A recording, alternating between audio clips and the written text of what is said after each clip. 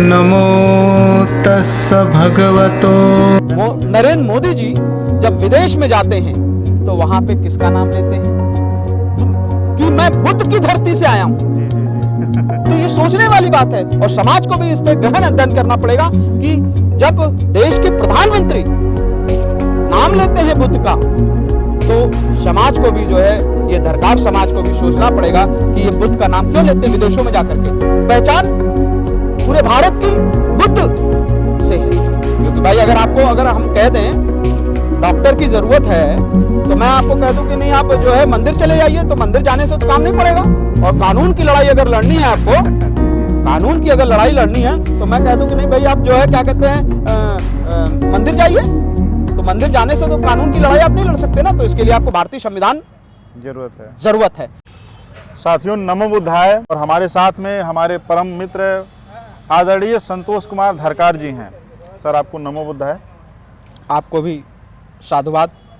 Sir Lucknow के रहने वाले हैं। लखनऊ की सरजमी पे बौद्ध आंदोलन को गति प्रदान करने के लिए पूरे उत्तर भारत के तमाम ज़िले कस्बों में जा कर के बौद्ध धर्म का प्रचार प्रसार कर रहे हैं। मानवर कांशीराम साहब, बाबा साहब, डॉक्टर B.R. अम्बेडकर, बहुजन महापुरुषों और वीर वीरांगनाओं के आंदोलन को आगे बढ़ाने का काम कर रहे हैं। तो सर सबसे पहले मैं ये जानना चाहूँगा कि आप धरकार समाज से हैं। जी। धरकार समाज के लोग बौद्ध धर्म में आ रहे हैं, मानवर कांशीराम साहब के आंदोलन से जुड़े। तो सर आपको प्रेरणा कहाँ से मिली जो है? देखिए ये प्रेरणा जो है वो मुझे पिताजी के जी समय से मिला है, क्योंकि पिताजी हमारे जो है वो बामसेब से काफ़ी समय से जुड़े रहे और नौकरी में रहते हुए भी वो जो है बाबा साहब के और तमाम जो हमारे समाज के हैं बहुजन समाज के लोगों को उनको बाबा साहब के विषय में बताना, जागरूक करना, ये उनके मतलब तो वो उसी से मुझे मिली। मतलब आपके प्रेरणादायी आपके पिताजी जी हैं और वो बामसेब से जुड़े थे और साहब कांशीराम का आंदोलन आपको बताए। जी। बहुत बढ़िया सर। सर धरकार जाति के बारे में जब बात आती है तो भारतीय समाज में 6743 जातियाँ आज के डेट में हैं। जी। धरकार जाति अनुसूचित जाति में आती है। तो सर मैं चाहूँगा कि धरकार जाति का संक्षिप्त जो इतिहास है आप हमारे ऑडियंस को बताएं, क्योंकि बहुत सारे लोग ऐसे हैं जिनके इलाके में जो जाति नहीं है तो उस जाति को जान नहीं पाते हैं, लेकिन सबका एग्जिस्टेंस। देखिए ये बड़े दुर्भाग्य की बात है जी सर कि बहुजन समाज में जन्मे होने के नाते जी हम अपने इतिहास को नहीं समझ पा रहे हैं। जी। और जैसा कि आपने कहा कि ये जाति जो है और वाकई में ये जाति जो है बहुत ही बहुसंख्यक में है जी और पूरे भारत में विभिन्न नामों से जानी जाती है ये जातियाँ।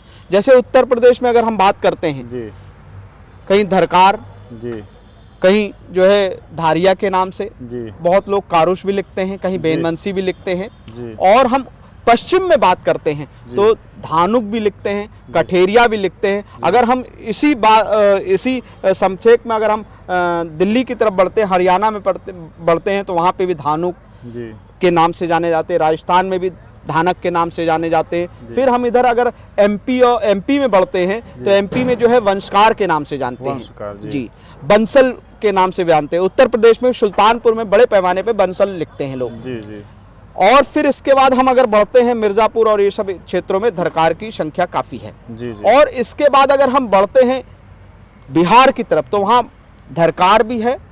वहाँ जो है क्या कहते हैं तूरी एक जाति है जो बांस के बड़े पैमाने पे काम करती है और वो उनका जो है क्या कहते हैं झारखंड छत्तीसगढ़ ये तूरी बेल्ट है। और फिर वो जो है चला जाता है आसाम और गुवाहाटी और ये सब पूरा चला जाता है पूरा। तो वहाँ बास्फोर भी हैं। जी। बास्फोर, तूरी ये सब जातियाँ जो है बेसिकली जो है ये इनका जो पेशा है वो बांस का है और ये पूरे भारत में संख्या में है। मगर सरकार जो है इनको उस दृष्टि से नहीं, क्योंकि सरकार जो है चाहे उत्तर प्रदेश के ले लिए ये जातियों के नाम ही नहीं जानते हैं। जी जी जी जी। तो इसके प्रपेक्ष में भी ये जो समाज है ये लुप्त माना जाता है। जी जी जी जी। ग्रामीण स्तर में तो कुछ लोग जानते हैं मगर शहरी स्तर में धरकार बता दीजिए तो कोई जानता ही नहीं। हाँ वो ये चीज़ जानते हैं कि अरे वो क्या जो है जो बांस का काम करते हैं तो हम कहते हैं हाँ भाई बांस का तो हमारा पैतृक पेशा है। तो ये है हमारा जो है मेन जो है शहरों में बांस में रोड के किनारे या मोहल्लों में या कहीं पे जो है दुकान के पास जो है जो बांस के बने हुए सामान जी। हैं उसको देख करके उनको ये लगता होगा कि हाँ इस समुदाय के लिए काम कर रहे हैं, तो वहाँ से एसोसिएट करते हैं लोग। कभी कभी मेरे पास तमाम जिलों से भी आता है, प्रदेशों से भी फोन आता है, तो लोग धरकार समझ नहीं पाते हैं। जी, जी, तो मैं उनको बेसिकली बताता हूं कि हमारा जो है पेशा जो है वो बांस का है। जी। और हम मूलतः आपको बता दें मैं कहाँ का रहने वाला हूं, मैं जौनपुर का रहने वाला हूं मूलतः। जी सर, जी सर। और मगर फादर हमारे जो है तमाम प्रदेशों में रहे। जी भाई पहली पोस्टिंग आप उनकी, अपने पिताजी का नाम बताइए। मेरे पिताजी का नाम हीरालाल धरकार है। हीरालाल धरकार। और वो जो है क्या कहते हैं जौनपुर में उनका जन्म हुआ। जी जी और भारत सरकार की नौकरी में वो खादी ग्रामोद्योग आयोग में जी पोस्टेड थे, डीओ पोस्ट पे थे। जी और इसके बाद तमाम प्रदेशों में पोस्टेड रहे। जी और आखिरी में जो है वो मध्य प्रदेश के रीवा से उन्होंने सेवानिवृत्त हुए। और अभी 2024 में 3 जनवरी को अभी हम उनका स्वर्गवास हुआ है।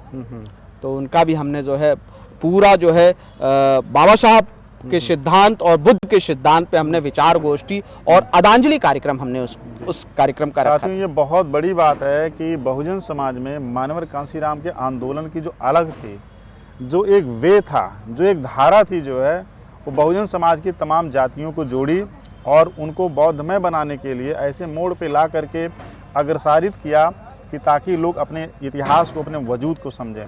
सर, मैं आपको जानकारी के लिए बता दूं कि जो बसफोड़ है ये कोई जाति नहीं है, धोबी कोई जाति नहीं है, अहिर कोई जाति नहीं है, कुर्मी कोई जाति नहीं है, भारतीय समाज में कोई जाति नहीं है। एक्चुअली ये है व्यवसाय।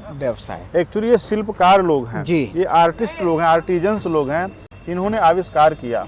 बसफोड़ समुदाय का व्यक्ति एक बांस को फाड़ करके जिस तरह से अपने पूरी कला कौशल को प्रदर्शित करते हुए टोकरी बना देगा, उसके खिलौने बना देते हैं और उसके तमाम आकृतियों में, कलाकृतियों में पिरो देते हैं। ये छोटी बात नहीं है।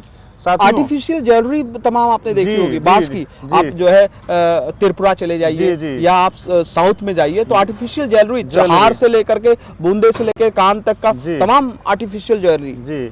और अच्छा जो कपड़ा होता है वो भी बांस से बनता है। Yes yes yes yes yes, ये बड़ी ताजुब की बात। और अच्छा पेपर जो होता है जी, सबसे महंगा वो पेपर से ही बनता है। साथियों, बहुत अच्छा आपने मेरा ध्यान आकर्षित किया। जो है पूरी दुनिया का इतिहास जिन पन्नों पे लिखा गया वो पन्ने बांस के पन्ने थे जी। और उस बांस के पन्नों पे बांस के जो कारीगरों ने उसको बनाया। पहले कंपनियां, फैक्ट्रियां नहीं थी। पूरी दुनिया के लोगों ने इतिहास, दर्शन, भूगोल, ज्योग्राफी, साइकोलॉजी, चित्रकारी, अदाकारी, जिसको भी उन्होंने चित्र में प्रदर्शित करके पन्नों में ढाल करके इतिहास लेखन की तरफ आगे बढ़े, वो बसफोड़ समुदाय ही है, वो धरकार समुदाय ही है। क्योंकि जो जिस काम को कर रहा है, जैसे अगर यादव समुदाय के लोग दुग्ध उत्पादन ना करें तो शहरों में पैदा हुए नवजात बच्चे जिनकी माँ को दूध नहीं होता स्तन में, जो है तो बच्चे कैसे पिएंगे? उस व्यक्ति का कितना बड़ा योगदान है कि जो गांव में भैंस चरा करके, दूध उत्पादन करके, पशुपालन करके, शहरों में सप्लाई करके शहरियों को और गांव के जीवन को जो है एक सूत्र में पिरो करके सबको जीवन देता है। लेकिन समाज में क्या प्रचारित है? चरवाहा। ये भारतीय समाज में बहुत नेगेटिविटी इस बात को फैली हुई है कि यहाँ पे कला का उस तरह रिस्पेक्ट नहीं है। बसफोड़ समुदाय के कॉन्टेस्ट में सर जो है, जब मैं उनको फुटपाथ पर बांस चीरते हुए देखता हूँ तो मैं ये सोचता हूँ कि भारतीय समाज के पूरे राजनीति पर, पूरी अर्थव्यवस्था पर एक बहुत बड़ा प्रश्न चिन्ह है कि वह समुदाय जो भारतीय समाज की सभ्यता और संस्कृति को पालने पोसने में, इसको पूरी दुनिया के सामने एस्टेब्लिश करने में जिसकी इतनी बड़ी भूमिका रही है, आज वो समुदाय सड़क के किनारे बांस पाड़ रहा है। लेकिन मैं आपको एक जानकारी और दूंगा जी। बड़े दुर्भाग्य की बात है जी सर, अभी भारत सरकार ने भी बांस के ऊपर काफी काम कर रही है। जी जी। और जी, बांस लगाने के उस पर काफी काम कर रही है, मगर वो सिर्फ कागजी दिखावा है। जी जी। भाई इस जाति के पास तो जमीन ही नहीं है। जी जी जी। और इस जो है इसका बड़े पैमाने पे अदर लोग लाभ ले रहे हैं। जी जी जी। और उत्तर प्रदेश में, खासकर उत्तर प्रदेश में अच्छे बांस ही नहीं है। जी जी जी। और ये समुदाय जो है आज जो है लुप्त है। जी जी। और इनका जो पेशा है वो अच्छे बांस ना मिलने के कारण अब तमाम युवा जो है वो बांस के काम को नहीं कर रहा। जी जी। अब तो जो है बड़ी ये दिक्कत, अब तो आर्टिफिशियल जैसे प्लास्टिक आ गया, इसके कारण ये और लुप्त होता जा रहा है। जी जी जी।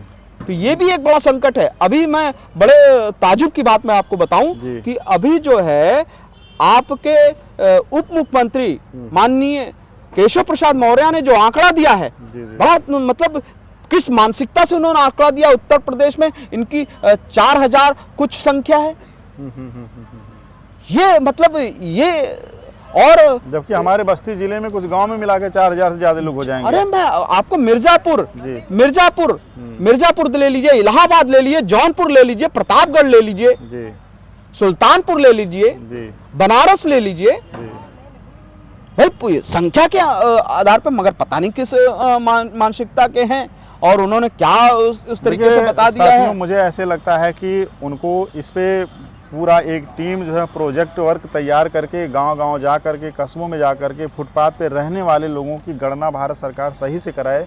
जो अनुसूचित जाति की या आदिवासी समुदाय की या अन्य समुदाय की जो भी जातियां जिनकी कम जनसंख्या है, उनका जनसंख्या जातिगत जनगणना हो और उनकी संख्या सबके सामने आए, उनका परसेंटेज सबके सामने आए और भारत सरकार उनका आर्थिक उन्नयन के लिए उस पर कोई मास्टर प्लान तैयार करे जो है। इसीलिए बड़े पैमाने जी, पे जी। ग्रामीण स्तर से जी। जो ये समुदाय है, जी। जो युवा है आज का, जी और शिक्षित होने के बावजूद भी बेरोजगार है, जी। और इसके बाद वो पलायन करके अन्य शहरों में जा रहा है। जी जी जी आपके जो है दिल्ली, जी। बंबई, सूरत, हरियाणा, जी। ये तमाम प्रदेशों में जा रहा है। जी यहाँ तक बंगाल भी जा रहा जी। है। बड़े पैमाने पे झारखंड और छत्तीसगढ़ से तूरी समाज जो है वो आसाम में चाय के बागानों में काम करता जी। है, और वो भी 162 रुपए की दिहाड़ी मजदूरी में। बताइए, ये बहुत बड़े अफसोस दुर्भाग्य की की बात है। जी जी जी। और 162 रुपए में क्या आप जीविका चला सकते हैं? बिल्कुल नहीं चला सकते। और साथियों, एक बात इस वीडियो के माध्यम से उन लोगों को मैं बताना चाहता हूँ जो मॉल में जाते हैं और 2000 के सामान पे अगर 10,000 लिखा है तो उसको खरीद लाते हैं, लेकिन जब वो एक बसफोड़ समुदाय के व्यक्ति से मिलते हैं तो जो उनके बनाए हुए तो जो तमाम क्या नाम है बांस के बर्तन हैं, लकड़ी के बर्तन हैं और तमाम कलाकृतियों के रूप में क्या नाम है इन पेड़ों की छालों से बनाया हुआ जो उनका वो सामान रहता है, उस पर वो तू मैं करके ख़रीदते हैं। उनके साथ सही बर्ताव नहीं करते हैं। जैसे आपको मैं बता दूं, जो एक माइंड सेट है भारतीय समाज में, जो है मॉल में जाएंगे सब्जी खरीद लेंगे, लेकिन वही सब्जी खरीदने वाले लोग जहाँ 20 रुपये की सब्जी 50 रुपये में मॉल में खरीद के लाते हैं, वही लोग ठेले वाले से कहेंगे इतना नहीं इतना ले ले, मतलब उससे बदतमीजी से बात करेंगे जो है। तो मैं ये कहता हूँ कि भारतीय समाज में जो उपभोक्ता वर्ग है उसको उन समुदाय के साथ कैसे इंटरेक्ट करना है, कैसे उनके सामान को खरीदना है, कैसे उनके सम्मान देना है, ये सीखने की ज़रूरत है। सर, मैं एक बात आपके बात में जोड़ना चाहूँगा कि आज पर्यावरण हाहाकार मचा हुआ, गर्मी बढ़ गई है, ग्लोबल वार्मिंग तेज हो गया, पर्यावरण प्रदूषण है क्योंकि प्लास्टिक की भरमार है। धरकार समुदाय पर्यावरण को लेकर कितना ज़्यादा सचेत था कि उसके द्वारा बनाई हुई किसी वस्तु से कोई पर्यावरण प्रदूषण नहीं था। कोई कोई नुकसान नहीं। और उसका जो जलाते हैं उसके राख से जो है खाद पैदा होती है, और प्लास्टिक जो है आ गया है उससे जो है बड़ा नुकसान हो रहा है जी। भाई गाय जो है पन्नी खा ले रही तो उससे क्या स्थिति है, और बांस को अगर बांस के पत्ते को खाती है तो वो देखिए प्रेग्नेंट के समय में गाय और भैंस को खिलाया जाता है। जी जी। तो ये देखिए साथियों, लाठी से, बांस की लाठी से सुरक्षा होती है और बांस के जो बना हुआ प्रोडक्ट होता है उसको किसी तरह से हार्मफुल नहीं है। बहुत सारे आयुर्वेदा में बांस की जो जड़ें होती हैं उनका उपयोग किया जाता है। इसके अलावा साथियों जो बांस खाया जाता है जी, बांस खाया भी जाता है सर। आसाम में जो है बांस खाया जाता है। बांस के अंदर आप अगर चावल को अगर आप उसको पकाएंगे तो बहुत बढ़िया चावल बनता है सर। मैं बांस का चावल भी होता है जी जी जी। बांस जब फलता है तो उसका चावल भी होता है जी जी जी जी। तो ये चीज जो है मुझे कैसे पता चली, क्योंकि मैं ग्रामीण स्थल से हूँ और पिताजी मेरे इसी काम को करके जो है उन्होंने नौकरी प्राप्त की और त्रिपुरा जैसे स्टेट में जाकर के बांस और बेंत को वहाँ पे उन्होंने ट्रेनिंग किया और भारत सरकार की जो नौकरी उन्होंने की बांस बेंत पे ही की। सर, ये बताइए जो है कि जो धरकार समुदाय है अम्बेडकरवाद की तरफ, बुद्धवाद की तरफ किस गति से आ रहा है, इसके बारे में थोड़ा प्रकाश डालिए। देखिए, ऐसा है, जो समाज शिक्षा से दूर हो, जिसके पास मतलब छुआछूत हो जिस समाज के साथ, वो उससे जो है पूछिए उसका दर्द क्या है कि ग्रामीण स्तर पे। लेकिन आज जो है जब से मैं समझ पाया हूँ और इसीलिए हमारे पिताजी ने जो है बाबा साहब को पढ़ा और बुद्ध को पढ़ा और उन्हीं के ही मार्गदर्शन में मुझे भी ये सौभाग्य प्राप्त हुआ, क्योंकि तमाम किताबों का दर्शन हमारे पास है जी और उस किताबों को मैं लगातार कभी कभी जो है समय निकाल करके पढ़ता रहता हूँ। जी तमाम मेरे घर में बाइबिल, कुरान, रामायण, महाभारत, जी तमाम ऐसी पुस्तकें हैं जो समाज को जी जी दिशा दिखाने का काम करते हैं। और जब तक आप पढ़ेंगे नहीं तब तक किसी चीज को आप समझ नहीं पाएंगे। बुद्ध को समझना है तो बुद्ध के लिए पढ़ना पड़ेगा आपको। बाबा साहब को समझना है तो सर देखिए, समाज में बहुत सारे धर्म हैं। आप धरिकार समाज से क्या आपकी अपील रहेगी कि उनको कौन सा धर्म को मानना चाहिए, किस विचारधारा पे चलना चाहिए जिससे उनकी उन्नति हो? मैं समाज को संदेश इस संदर्भ में देना चाहता हूं कि देश के प्रधानमंत्री जी माननीय नरेंद्र नरेंद्र मोदी जी जब विदेश में जाते हैं जी तो वहां पे किसका नाम लेते हैं? कि मैं बुद्ध की धरती से आया हूं। जी जी जी तो ये सोचने वाली बात है और समाज को भी इस पे गहन अध्ययन करना पड़ेगा कि जब देश के प्रधानमंत्री जी नाम लेते हैं बुद्ध का, जी तो समाज को भी जो है, ये धरकार समाज को भी सोचना पड़ेगा कि ये बुद्ध का नाम क्यों लेते हैं विदेशों में जाकर के। जी। पहचान पूरे बुद्ध भारत से, की जी। बुद्ध से है। जी। और इसके बाद भारतीय संविधान बाबा साहब ने दिया है और पूरा देश भारतीय संविधान से चलता है। अब आप समझ लीजिए भारतीय संविधान में कितनी ताकत है और किसी चीजों में तो कोई ताकत नहीं है। जी क्योंकि भाई अगर हम कह दें डॉक्टर की जरूरत है तो मैं आपको कह दूं कि नहीं आप जो है मंदिर चले जाइए, तो मंदिर जाने से तो काम नहीं पड़ेगा। जी, और जी। कानून की लड़ाई अगर लड़नी है आपको जी जी जी कानून की अगर लड़ाई लड़नी है तो मैं कह दूं कि नहीं भाई आप जो है क्या कहते हैं मंदिर जाइए।